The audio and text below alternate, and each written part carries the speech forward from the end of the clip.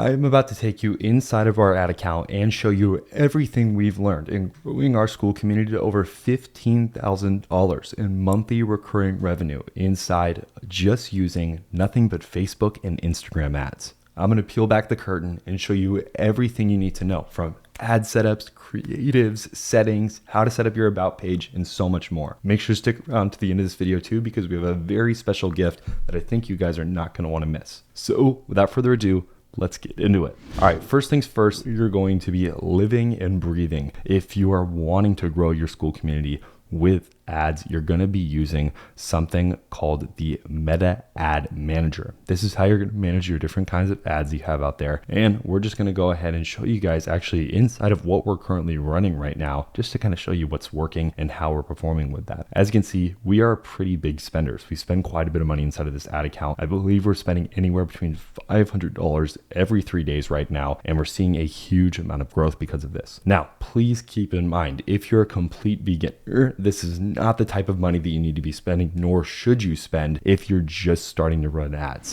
When I first started running ads to our Skool community, I was running campaigns anywhere between $10 to $7 a day. That's it. And I was only running about 3 different ABO campaigns, so I was not really maximizing on the crazy amount of money spent on different types of campaigns. I was being very, very conservative and trying to be as profitable as possible. That was the big focus in the early days. And I'll show you guys kind of how to set those campaigns up so that way you can basically just copy them and paste them into your own marketing cadence and strategy. So first things first here, this is what is known as our testing campaign. This is our ABO, which means this is a ad set budget optimization campaign. And we've spent about $600 total. We launched this, I want to say last week. So it's about a week basically that it's running now. And as you can see, it has about 15 website purchases. Cost per results about $42.30. Our community price is about $47 a month, which means that we are profitable, not by a huge margin, but we are profitable currently inside of this campaign. Also, one of the other things about Skool is that running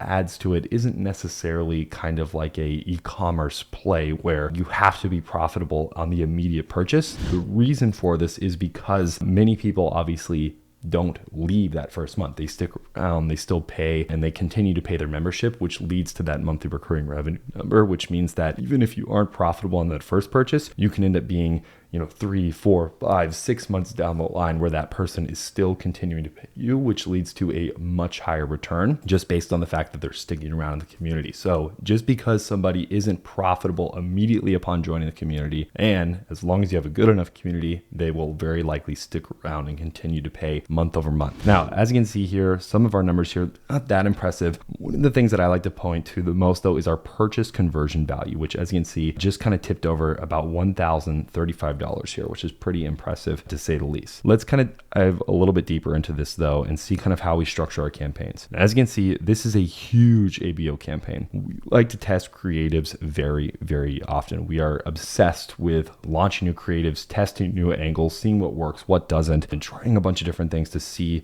how we can find the best creatives that we can start really dumping a lot of budget into, which if you haven't seen it at first screen, that's the winners campaign, which I'll get into in just a moment here. But let's focus on these ad sets right here. We have 6 different ad sets that we're testing. Each one of them has 3 types of creatives inside of them. One of the main kind of differentiators we have with each of these, we have video campaigns or video ad sets, I should say, where we only have video ad creatives. And then we have our image campaigns or image ad sets, which only have images in them. I'll go ahead and click into this one as an example here. We have 3 different types of images, as you can see in here. Each one of them has a different amount of spend that we spent on. And this one's performing really, really well, getting us $14.32 cost per result. We've already had 4 different purchases made from this for a $47 a month community, which is just a huge amount of return here. Purchase value at $188 here. One of the other big things too is also you have the yearly option that also kind of tends to boost up the overall amount of money that you can make with some of this, just because those are usually pretty successful. Let me show you some of the video campaigns here. This is a video one. As you can see, we also have turned off some of these just because we have enough data to make kind of educated choices on, okay, this isn't, returning as much money as we'd like, or this is. So we kind of make those educated decisions on,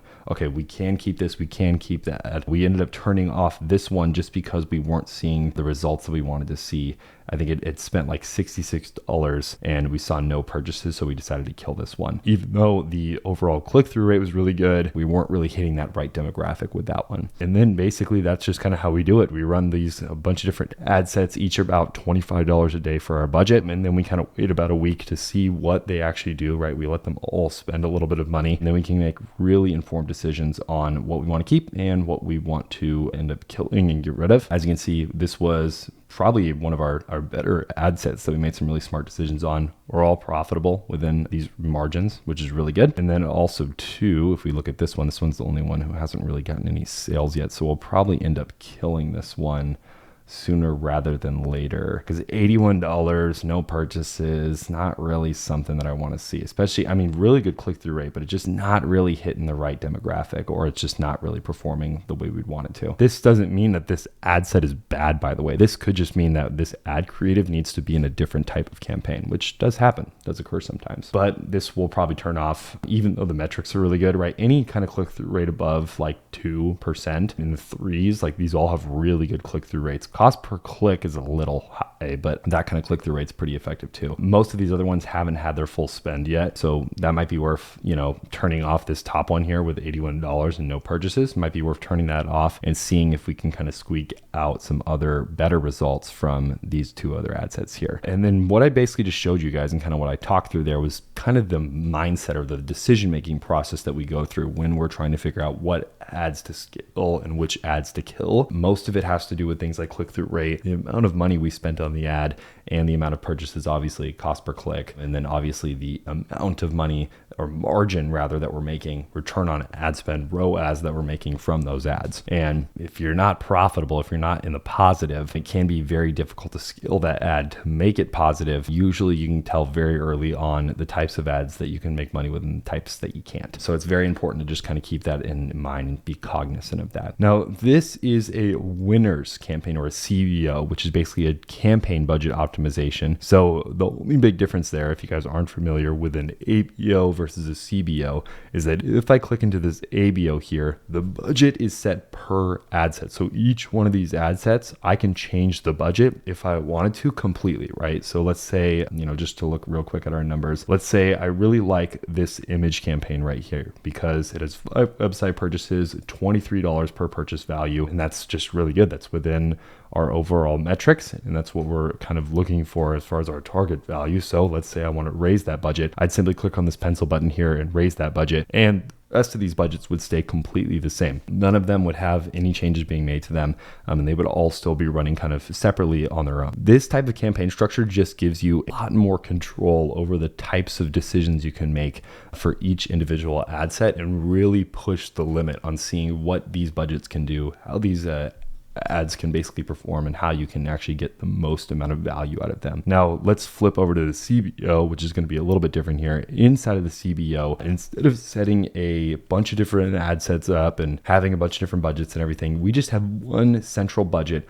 of $125 a day, which is massive. Again, do not worry about doing that for your own group, guys. This is like a much further down the line. We're trying to actively grow this group and potentially even win the Skool game. So we'll see, but we're in scaling mode right now. So we're really trying to spend as much money as possible to get to those higher revenue points that we'd like to be at. But this one just has one singular budget. It's $125, and we basically have one ad set that gets spread out over, which is 3 specific ad creatives that have actually performed really, really well for us. Now, unfortunately, we haven't gotten any purchases with this yet today, and this one actually just crossed over to the point where it's not really profitable, so we might end up killing this one and seeing how the rest of these perform. One of the other things you might have seen too is that there were actually other ad sets in this ABO testing place that were actually performing really, really good, right? And those just started revealing themselves to us just a couple of days ago as we made changes inside of the ad account, turn things on, turn things off, right?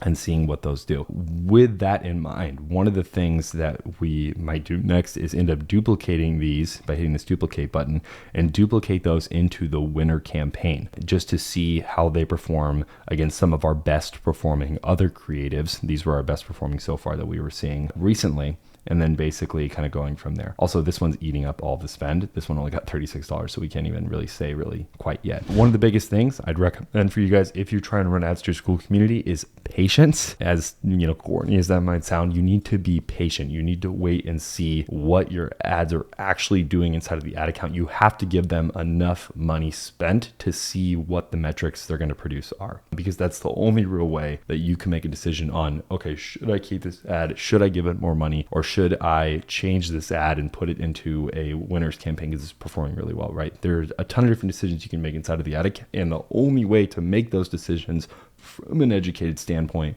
is by getting the metrics in the first place to actually have to make those decisions. That's pretty much it. If you guys have questions about this, and I'm sure you will, because this is a highly complicated process, I would highly recommend dropping those questions down in the comment section. Make sure to leave a like on this video and hit that subscribe button so you never miss any of our future videos. Hopefully you guys enjoyed this one. Also, just as a quick reminder, if you don't have a Skool community yet, I'd highly recommend getting started with one by using that link down in the description. When you click that link, you should be brought to a page that looks something like this one. You'll simply hit the create your community button, enter in your first name, last name, email address, and password, hit the sign up button, and you can get started for 14 days for free for your first 14 days. They have a 14-day free trial. Then after that trial is up, you can go with the hobby plan, which is a brand new plan that they just released for only $9 a month, which is just a huge deal. Once again, hopefully you guys enjoyed this video, and I can't wait to see you guys in any of our future videos.